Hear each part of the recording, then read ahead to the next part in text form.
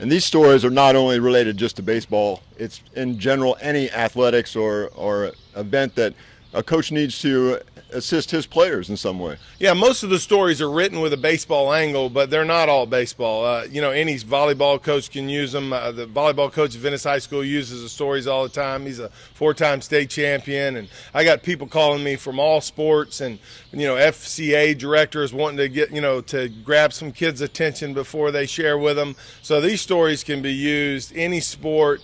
They could be used from the pulpit. They could be used, really anytime you're trying to get people's attention before you give them the message you want to give them. So, yeah, they're universal.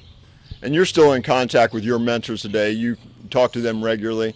And this is basically an extension. This book's an extension of those conversations that you had with these guys in terms of ongoing motivational for the players and whatnot. So this is something that people can reference over time. It's not a one-time type of thing. It'll last for a long time. It will. 61. When you got 61 stories at your fingertips, and in high school you may have a guy for 4 years at the most.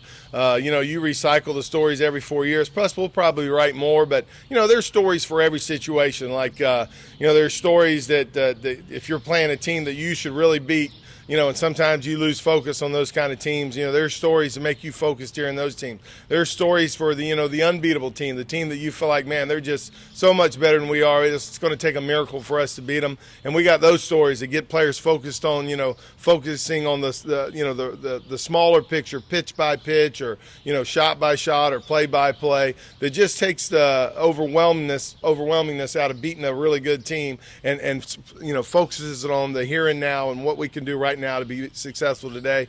And so there's stories about getting players to really motivate them and practice so that they don't just go through the motions. And there's a story for every single situation. In fact, 3 or 4 stories. So you could use them for years and years, and just keep recycling in and out and adding your situation to them where you're at.